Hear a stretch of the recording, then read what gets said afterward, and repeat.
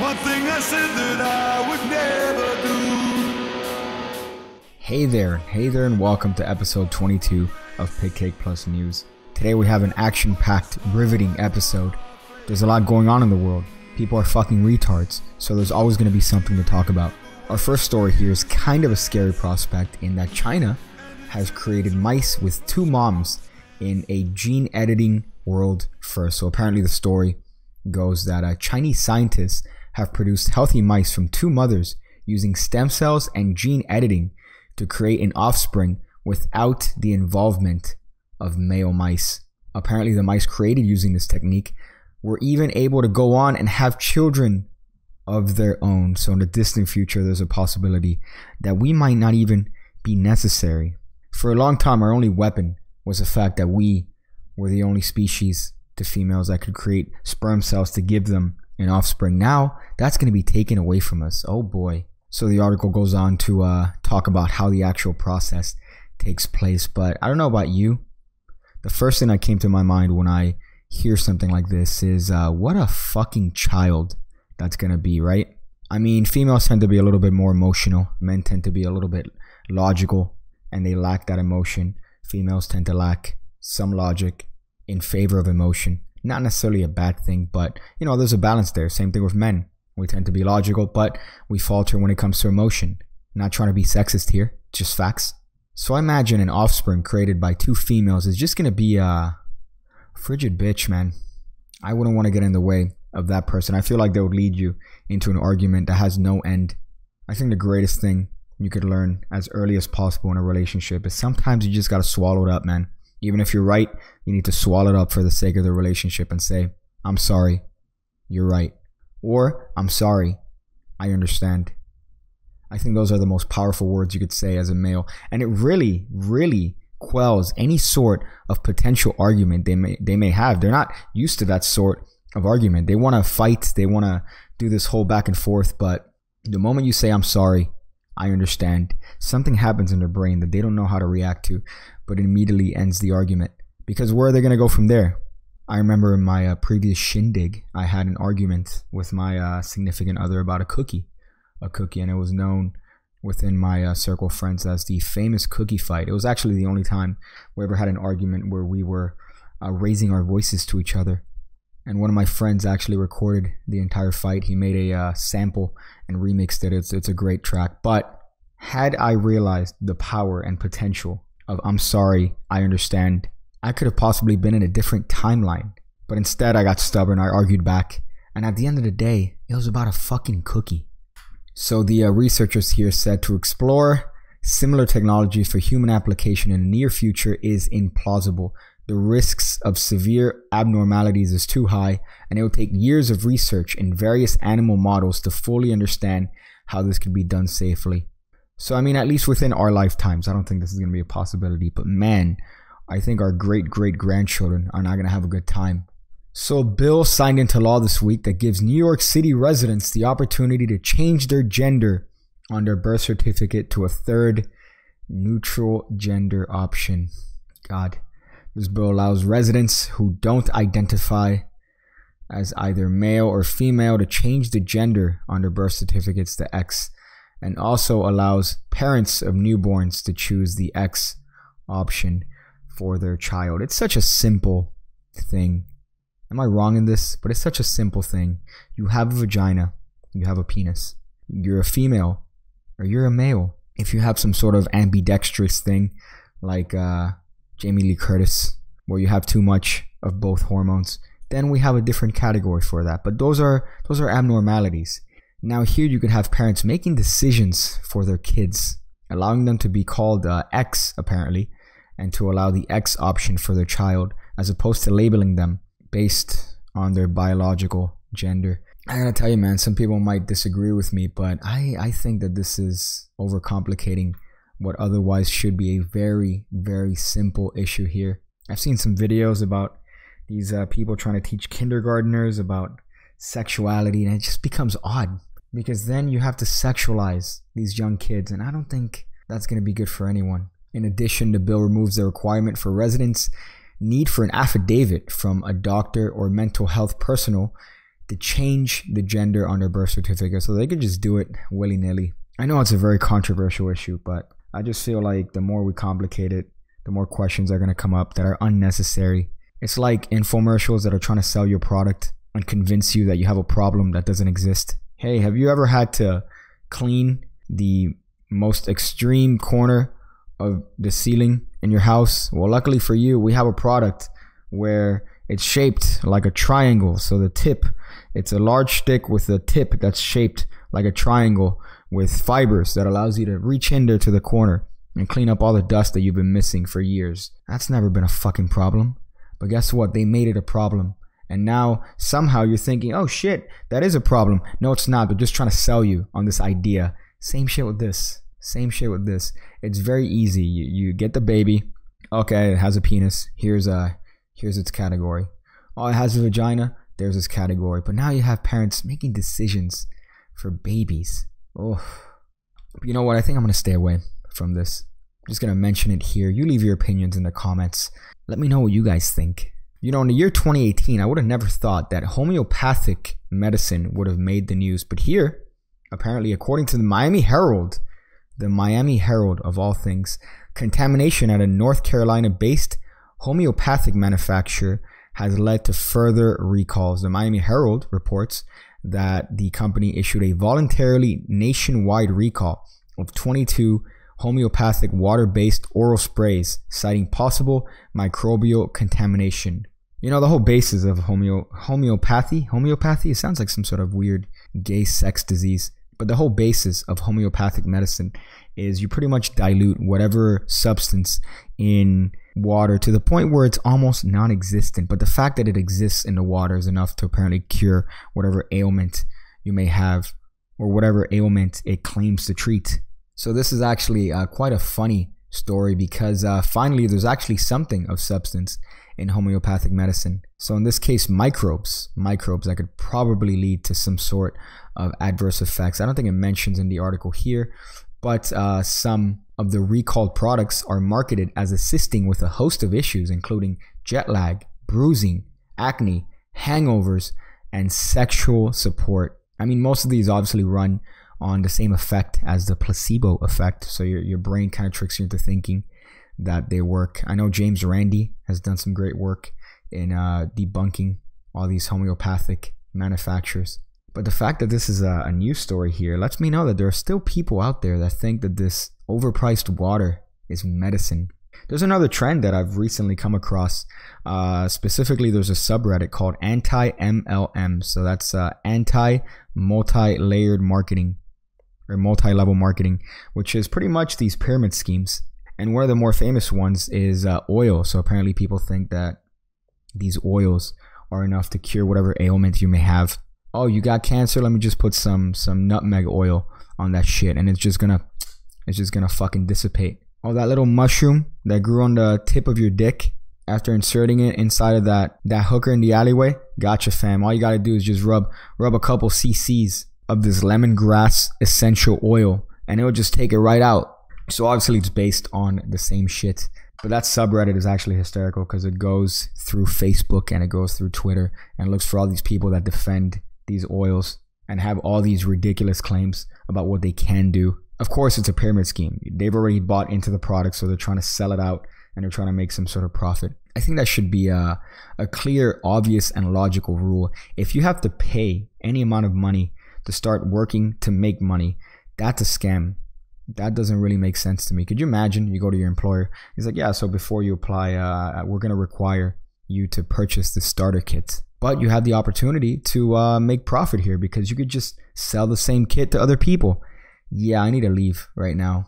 I've almost gotten roped in to one of these, but that's a different story altogether. I never was going to be close to it, but unfortunately I did a favor for a friend of mine, and that almost led me down the path. But I had to deal with this other person trying to sell me the shit that I obviously didn't need. And at some point I'm like, you know what? You're wearing brown shoes, you're wearing black pants, and you're wearing a striped suit.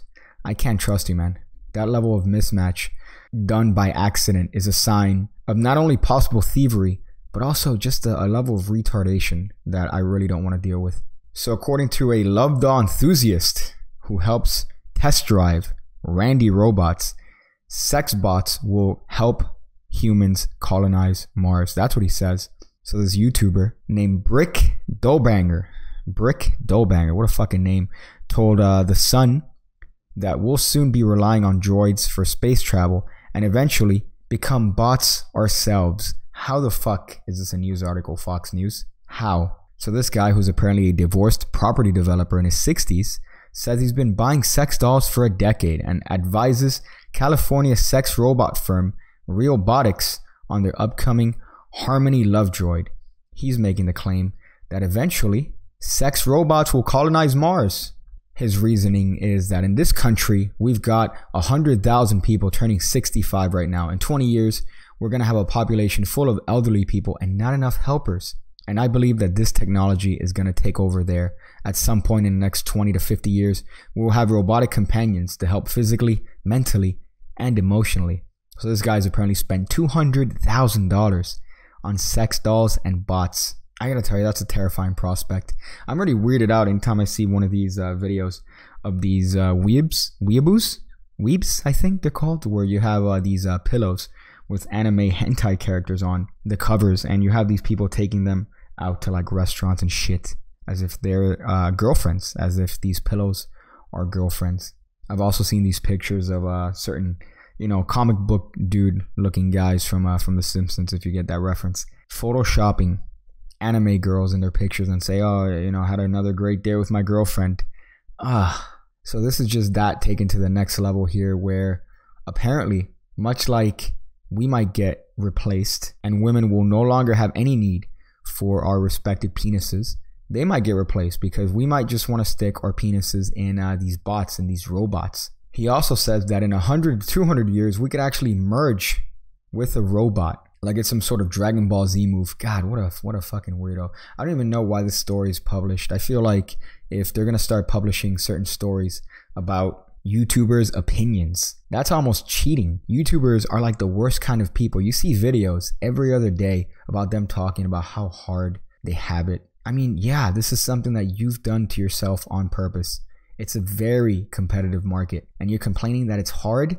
Yeah, that's what comes with work. And especially on something like YouTube, where they're uploading like 1 billion hours of content on a daily basis, or even less than that. So apparently the world's hottest grandmother says Instagram removed her risque picture. The world's hottest grandma is known for her provocative photos on social media, but her latest snap took things a little bit too far and was quickly taken down by Instagram. So apparently Gina Stewart, who is 48 years old and very, very attractive, she apparently rose to fame, according to this article, earlier this year when she made it to the finals of Maxim's Finest Australia contest, a competition that pitted her against 18-year-olds. So yeah, she's a fairly attractive woman here. You can kind of tell the age in the face slightly, but the rest of the body is pretty slamming. So she apparently has a 1-year-old grandchild, and she ended up losing out on the title of Miss Maxim Australia in a very close race, but she still apparently got the title of world's hottest granny. So apparently this picture that got removed from Instagram is one that's showing her bust fairly extensively.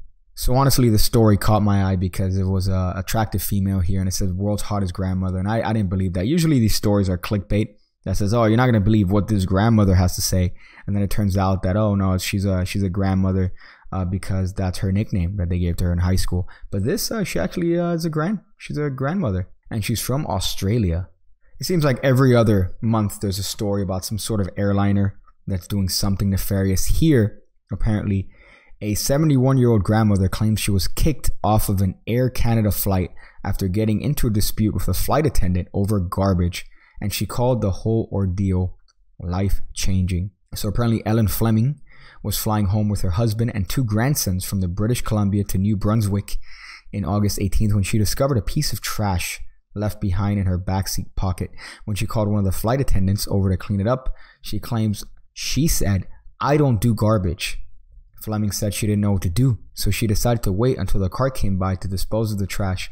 And when she went to throw it away, the flight attendant wouldn't allow it. He swiped my hand away and the garbage. So the garbage flew all over the place. She eventually shoved the trash into the aisle with her foot since a crew member refused to take it. So apparently Fleming eventually made it back home on a different airline because she was apparently kicked out of the flight, and she received a letter from Air Canada saying that she exhibited aggressive behavior towards a crew member, threw garbage on the food trolley, and kicked a crew member when requested to wait until the member could come back and pick up the garbage as he was serving food. I feel like this was just a giant misunderstanding, unless the flight attendants happened to be retarded. I feel like those are either the two options. Usually things are misunderstandings, so maybe she couldn't hear something. I remember when I was being seated at a restaurant, I went inside the restaurant with the person I was sticking my penis in at the time, and the dude comes by and says, "Oh, there's gonna be two." I'm like, yeah, it's gonna be two. And then he says something else, and what I understood was, "You're my neighbor." So I thought this dude told me, "Hey man, you're my neighbor." And then I went, "Oh, that's cool, dude. I'm your neighbor." And then he looked at me all confused and shit as he was taking us to the seat. And I go, "Yeah, which apartment do you live in?" And he looked at me confused again. He's like, "What the fuck are you talking about?" And then I said, "No, dude, you said you were my neighbor." And that's when he realized, no, I said, "Right this way, sir." It was a very awkward situation. But I do love the layers of retardation in that particular story, because I said, "Oh, dude, you're my neighbor. That's cool." And then he must have thought that I'm insane. And he's wondering, wait, is he my neighbor? So there's a lot of layers of retardation. But I fully admit that it started with the severe mental degradation that is yours truly mishearing something. But my ears are completely fucked. I can't hear out of my left ear pretty much. And my right ear is already kind of shit. So I always have to have somebody repeat themselves. "Huh? What'd you say?" And then if they repeat themselves way too many times, I just nod. I just do the nod move and I pretend like I heard them. So here, this could have been maybe a mismatch, maybe a miscommunication. But apparently she's reporting legal options. So that's where the story is left. Random fact: who invented the first vending machine? Well, luckily for you guys, I have the answer. The first modern coin-operated vending machine were introduced in London in the United Kingdom in the early 1880s, dispensing postcards. The machine was invented by Percival Everett in 1883 and soon became a widespread feature at railway stations and post offices, dispensing envelopes, postcards, and notepaper. Now they're just receptacles for calories. You go in there, and usually there's either Pepsi, depending on which company owns the machine, overpriced soda, Snickers bars. I don't think Snickers bars are ever overpriced. Whatever price they have them at, that's what I would gladly pay for it. Snickers are amazing. But you know, I'm more of a fan of the good old-fashioned milk chocolate. Anything like a Hershey's bar, that's straight solid milk chocolate, or even M&M's, I'm a huge fan of. But they never have those, man. It's always like these weird fucking off-brand shits. And then God forbid, they have spicy fucking Doritos or spicy Cheetos. What am I, in middle school thought? It's disgusting. So there you go. If you ever are asked who invented the first vending machine, now you know. I always have this fear of being in some sort of public area and some crazed madman comes up to me and says, "Hey man," and he points a gun to my head, "if you can't answer and then insert whatever trivia question you want, I'm going to blow your brains out." So I like to fill up my mind with all these random facts so that if that situation ever were to happen, I'm prepared. So a Missouri man was charged with illegal circumcision of 2 teens. This guy looks exactly like what you think he does. It turns out that a Missouri man who started his own religious ministry has been charged with illegal circumcision. I didn't know that was a crime. I just thought that would have been assault. So apparently Springfield News Leader reports that 47-year-old Curtis Abbott of Nixa has pleaded not guilty to 2 counts of child endangerment and 1 count of unauthorized practice of medicine or surgery. There you go. That's the actual crime. Abbott sent a statement to the news leader calling the allegations false. I mean, of course this guy would. But apparently this guy founded an organization called Restore Bible Culture. And well, his divorce apparently has brought forth some allegations of him receiving multiple prophetic communications. And he also admitted that his ministry has had several false starts in the past couple of years. But this guy is doing unsolicited circumcisions. That's fucking terrifying. These cult leaders, man, and these cult dudes really fucking fuck me up. I was watching a documentary a little while ago called Holy Hell on Netflix. It's one of my favorites. The twist is obvious. I think I've mentioned it before. You're like, oh, he's fucking all of them. And it turns out the twist was that he was, in fact, fucking all of them. Spoiler alert. But the best part about it was that this dude, they're all jacked, by the way, the people in this particular cult. They're all very fit. They all work out extensively. That's part of the mantra of the cult. But the leader is this guy that, is very well taking care of himself. He has extensive plastic surgery. He's very fit. But he also looks very gay. And you could tell from the beginning that if he isn't gay, then there's obviously something else that's about him. I'm not saying being gay is wrong, but the thing is that he was saying that being gay is wrong, and he was touting on how as humans we shouldn't allow ourselves to have sex, and at the same time he was going behind the scenes and fucking all the attractive males in the entirety of the cult and telling him, listen, you're the only one. And he created this culture of people not telling each other and thinking that they are the secret ones, they're the special ones. But it all ended up coming out. But he's still working. He's still doing some shit, I think, in Hawaii. So that was a very interesting end to that particular movie. Very awkward, too. At the end of the movie, they approach him and they're like, you're a fucking piece of shit. And he's trying to avoid it. But it's just an awkward looking guy. Look it up. Holy hell. Even though I spoiled it, the grand hell, still well worth the watch. The other one is the Australian guy. I forgot his name. But he tells every significant other that he wants to have sex with that they are Mary Magdalene. So this guy thinks that he is Jesus himself and the reincarnation of Jesus Christ, and that his significant other is Mary Magdalene. And there's a couple interviews with him, but my favorite one is when a reporter says, hey, let me ask you, how many women have you told that they're Mary Magdalene? And he goes, he couldn't answer because obviously his wife was there, and he's probably told that line to about a dozen women. What a great line, by the way. Hey, I'm Jesus, and you're Mary, so I gotta pork you, man. I remember studying Jonestown extensively for college psychology. That was a fun one. Jonestown, that guy was a psychopath. But a very interesting case to study just because of his ability to control hundreds of people, to not only move to a remote part of South America, but also to end their lives voluntarily just because he said so. So if you're bored over the weekend, these are definitely things that you should look up. So a huge haul of newfound fast radio bursts may help astronomers finally start to get a handle on these mysterious and powerful blasts from deep space. So apparently a new study reports that the detection of 19 previously undiscovered FRBs, which is fast radio bursts, including the closest one to Earth and the brightest one ever seen. The results boost the total tally significantly. Just 3 dozen or so FRBs have been known previously, with the first detection coming in 2007. So apparently these are unknown radio signals that are coming from deep in space. We are so fucked. We are absolutely gonna be so fucked when somehow we decipher these messages, and the moment, the human, whoever the fuck is in charge of this shit, puts the code together and they have a bunch of, red yarn with a bunch of pictures and shit. The moment they find the connection and they realize that the message says, oh, humans, we're gonna fucking destroy you, you weak bitches. What do you guys have cell phones? We have radio waves coming out of our brains, and they just come in and with a thought, just completely decimate us. When that happens, oh boy, unless all the other civilizations in alien planets are just as retarded as we are and prioritize things like Kylie Jenner's lip fillers as important and relevant news. But apparently this could be some sort of proof of alien communication.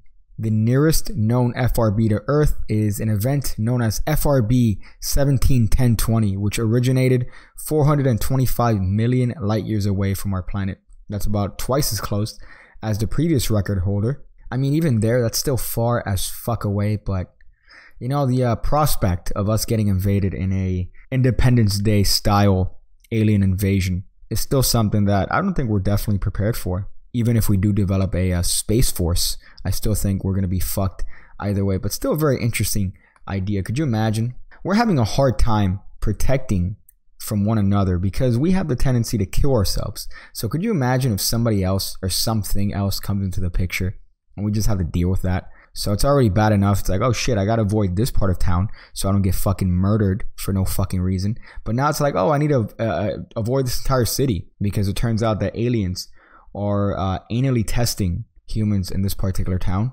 So we've been told to avoid it. Could you imagine if that becomes an issue within our lifetimes? Holy shit. Well, I think that's it, man. That's it for the news. It's been a definite odd sort of stories that came up on the feed today. Very interesting, nevertheless. But man, I gotta tell you, I fear for our kind. Maybe Grizzly Man had it right. Maybe Grizzly Man was the one that was correct this entire time, living with the fucking bears away from humanity. No, fuck it. That guy was retarded. Anyways, thank you guys for listening. Thank you guys for being a part of this wonderful PigCake Plus news experiment. I hope you guys have a fantastic day. I'm going to go figure out different ways to use a USB port to keep all the memories of my enlarged genitalia. When I see you again, when I see you again, when I see you again, when I see you again, when I see you again, when I see you again, when I see you again.